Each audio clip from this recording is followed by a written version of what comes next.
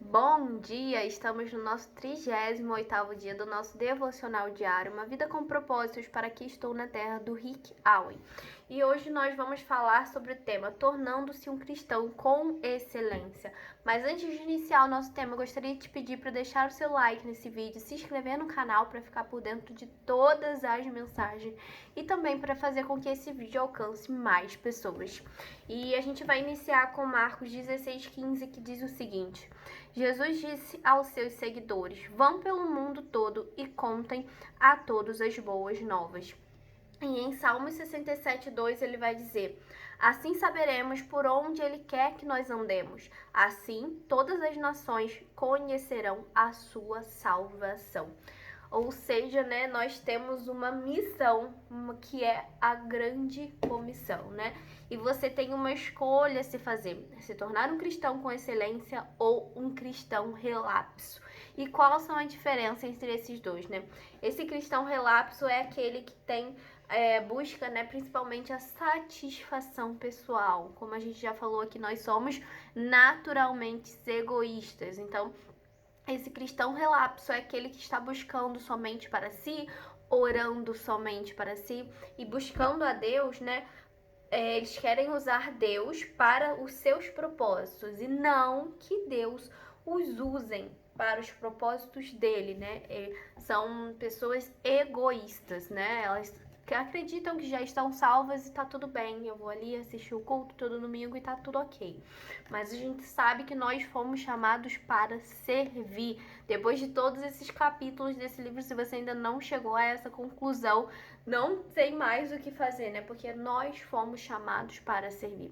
E os cristãos, né, com excelência, são justamente esses que entenderam que depois que eles foram salvos, não, que na verdade eles foram salvos com o objetivo de servir e somos feitos para uma missão. E a gente se entusiasma com o privilégio de ser usado por Deus, né? Quantas das vezes você já pode ter sido usado por Deus e você ficou extremamente feliz, entusiasmado e alegre com essa sensação? E isso realmente é uma sensação muito boa, você saber que através da sua vida, outras vidas estão sendo alcançadas, impactadas, enfim, isso é uma sensação realmente maravilhosa. Se você ainda não sentiu isso, busque servir a Deus, porque eu tenho certeza que a sua perspectiva do servir vai mudar. E Deus, né, a toda a história da humanidade é voltado para um propósito. Ele está formando a nossa família aqui para a eternidade. E nos céus, uma enorme multidão de pessoas de todas as nações, tribos, povos e línguas estará diante de Jesus Cristo para adorá-lo, né? Isso a gente percebe em Apocalipse que o nosso Deus é um Deus global, ou seja, ele ama todas as nações, ele criou todas as nações, né? E todo o planeta, né, hoje está ao nosso alcance. Quando a gente fala nessa questão de alcançar pessoas, de realmente praticar o ID, antigamente, quando a gente pensa nos apóstolos, né, o que eles tinham para se locomover? Animais e barcos. Hoje nós temos carros, ônibus, trem, avião, navios, enfim, a gente tem um alcance totalmente maior do que eles tinham naquela época. E a gente também tem a internet, né? Através desse vídeo que eu estou fazendo, creio com muita convicção que pessoas estão sendo alcançadas, então, de certa forma, né, estão sendo evangelizadas através de vídeos, não só meu, mas de como outros pastores, outros cristãos, e a gente tem ferramentas fortes na nossa mão, que na época dos apóstolos, né, dos discípulos, eles não tinham, e a gente não está fazendo a nossa parte, a gente não está usando, dando importância, né, da forma com que deveria. Quão mais fácil é hoje evangelizar em um outro país, sendo que você pode ir e voltar, se duvidar, até no mesmo dia, dependendo do país. E a gente não dá valor a essa facilidade que Deus nos tem dado para facilitar o nosso servir. E Aí aqui ele tá falando, né, que a gente pode evangelizar outro país sem nem sair de casa, através da internet, das mídias digitais, que hoje são muito fortes, através desse meio que você tá me assistindo agora. E pra gente ser um cristão com excelência, a gente tem que se dispor a mudar os nossos conceitos, as nossas perspectivas e atitudes. E aqui como a gente vai ver alguns pontos de como pensar e agir como um cristão com excelência. E o primeiro é: troque o raciocínio egoísta, né, pelo altruísta. Em 1 Coríntios 14, 20 vai dizer: amigos, não pensem mais como crianças, pense como gente madura. Ou seja, as crianças já têm esse instinto de serem egoístas. Tudo é meu, tudo é pra mim. E as pessoas maduras começam a pensar em outras pessoas. Então o primeiro pensamento que a gente precisa mudar é de se pensar em nós mesmos. Mas isso não é uma coisa fácil, tá? Não vamos ser hipócritas de dizer isso, porque naturalmente somos egoístas, como falei anteriormente. Somos egocêntricos, né? E hoje em dia, cada vez mais e mais, a mídia tem nos incentivados a sermos mais egoístas, a olhar mais para nós mesmos, a cuidar mais de nós mesmos, a pensar mais em nós mesmos. A mídia tem influenciado para um mundo cada vez mais egocêntrico. E a gente ir contra isso não é fácil. Ir contra a nossa própria natureza não é fácil.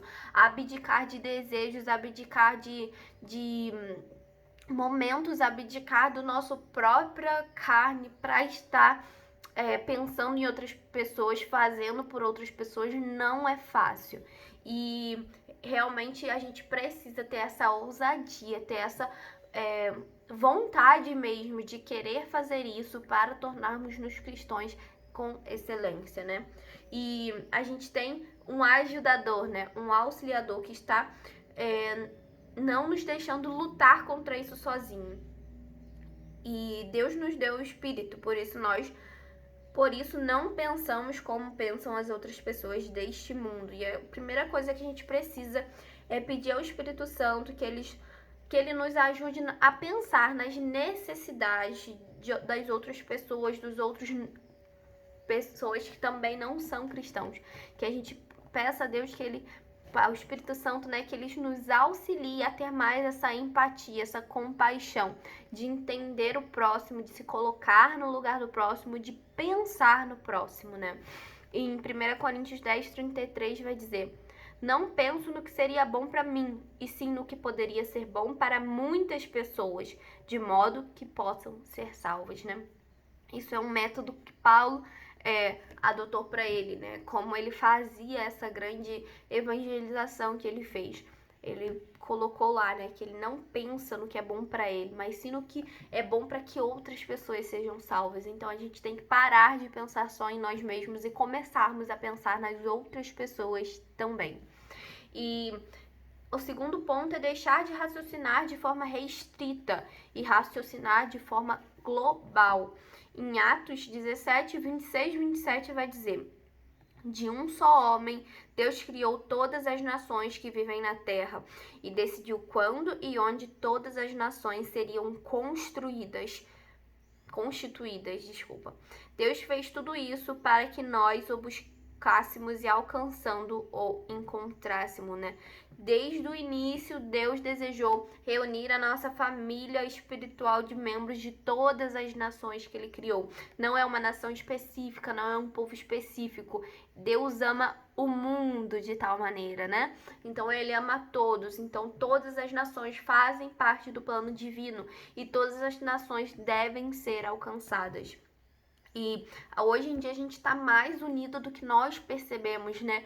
Ele deu exemplos aqui que por muitas das vezes o alimento que você come, a roupa que você veste, os produtos que você usa no seu dia pode ter sido feitos em outros países e você nem se dá conta disso, de como o mundo está interligado. E da mesma forma como o consumo está interligado, a mídia está interligada, nós devemos estar interligados com outras nações para que elas sejam salvas também. E aqui ele fala, né, que um ponto muito importante pra gente iniciar esse pensamento global é justamente orando por outras nações, orando pelo mundo, né? Que nossas orações não sejam só voltadas para nós, que não sejam voltadas só para a nossa cidade ou para o nosso país, mas que a gente comece a orar por nações específicas que estão passando por momentos específicos. Hoje, né, nesse tempo desse vídeo, nós estamos com aquela guerra lá em Israel, então que a gente comece a orar por outras nações para que elas encontrem salvação.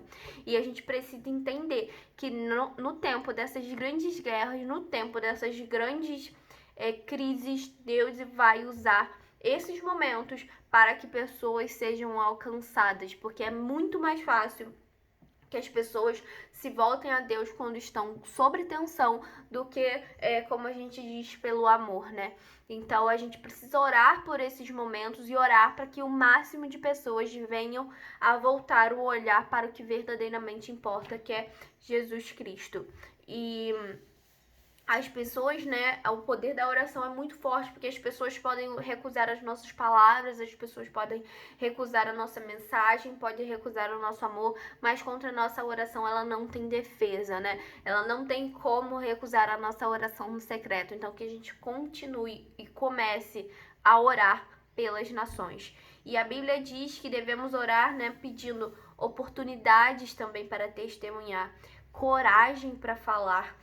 Devemos também interceder para aqueles que crerão, para que eles venham realmente se firmar neste caminho, que eles não venham se desviar, pedir que a mensagem se espalhe cada vez mais rapidamente e solicitar mais trabalhadores, porque a gente sabe que existem muitos lugares ainda para serem alcançados, a gente sabe que existem muitas pessoas ainda para serem alcançadas, então que a gente ore por mais pessoas que se levantem com um propósito, que se levantem para falar sobre o amor de Jesus, né? Que tenham esse posicionamento firmado na sua identidade em Cristo e que venham a falar daquilo que elas estão vivendo, do amor incondicional, da graça, da misericórdia, que elas venham realmente compartilhar o seu testemunho. A gente falou sobre formas que a gente pode alcançar pessoas, né?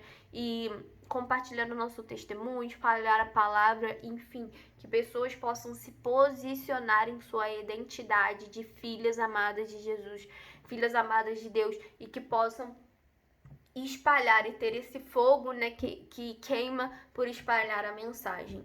E a gente deve orar também pelos missionários e por todos os outros cristãos envolvidos em obras do Senhor ao redor do mundo, né? Muitas pessoas estão em outros países fazendo uma missão maravilhosa e extraordinária, e a gente deve orar por essas pessoas, né? Por essa disposição, né, de estar obedecendo um dos 5 propósitos da nossa vida, né? Todos fomos chamados para cumprir os 5 propósitos. E a gente precisa realmente entender que realmente todos foram chamados para esses 5 propósitos. Que não são propósitos individuais, são propósitos para todos e que a gente deve estar disposto e disponível a cumprir. E ele falou aqui também que uma das melhores formas, né, da gente começar a pensar de modo global é realmente participar de algum projeto missionário, mesmo que de curto prazo em outro país. E confesso que eu nunca tinha pensado sobre isso, e lendo aqui hoje, né, eu comecei a refletir sobre a importância da gente alcançar outras pessoas em outros países que às vezes ainda não ouviram falar de Jesus, ou que às vezes ouviram falar e também que estão passando por crises, enfim.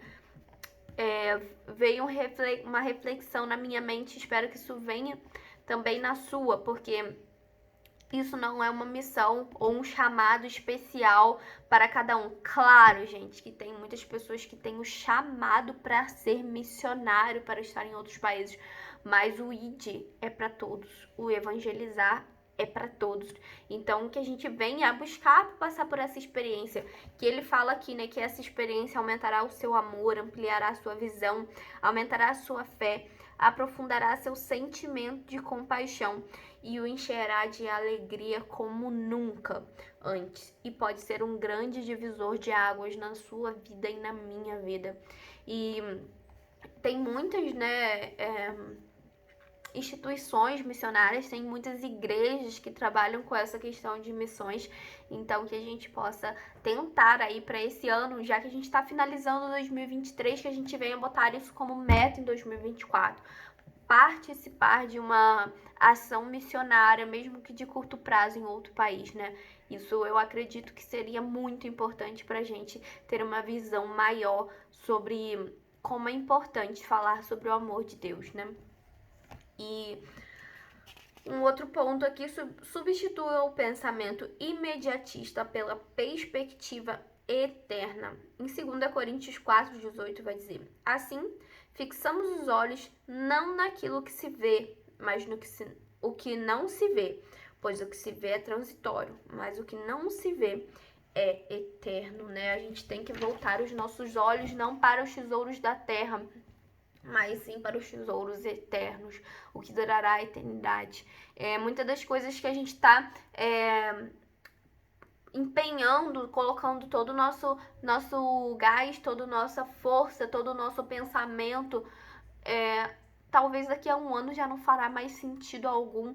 Então que a gente use também toda essa força, todo esse gás para fazer coisas para o reino de Deus, coisas que serão eternos, para alcançar pessoas, para influenciar pessoas para o bem, para trazer pessoas para Cristo, para espalhar o amor de Deus. Então que a gente possa usar todo esse gás, né, toda essa energia, todo esse amor para fazer coisas que são eternas e não só pensando nos tesouros terrenos, né? E aqui ele fala até uma passagem de Lucas 16:9 que dizem: usem a riqueza deste mundo ímpio para ganhar amigos, de forma que quando ela acabar, estes o recebam nas moradas eternas, né? Ou seja, aqui ele não está dizendo, né, que é pra gente usar o nosso dinheiro, a nossa riqueza aqui na terra para comprar amigos, mas sim que a gente deve usar esses recursos que Deus nos deu para levar essas pessoas a Cristo, né? Para que esses amigos, né, que a gente ganhe amigos para Cristo Jesus. E isso serão tesouros eternos. Isso é uma forma da gente usar, né, as riquezas desse mundo, as riquezas terrenas para o bem, para fortalecer a nossa missão.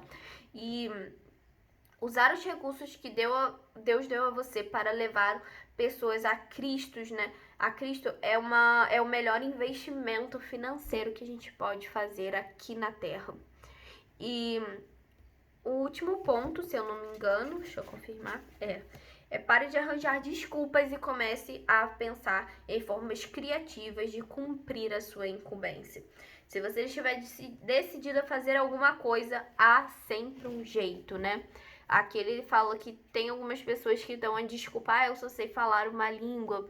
Aqui, como ele é um autor, né, inglês, né, ele fala aqui que aqui eu só sei falar inglês, mas que isso é um idioma, né, que fala em muitas nações, enfim, a nossa realidade é diferente.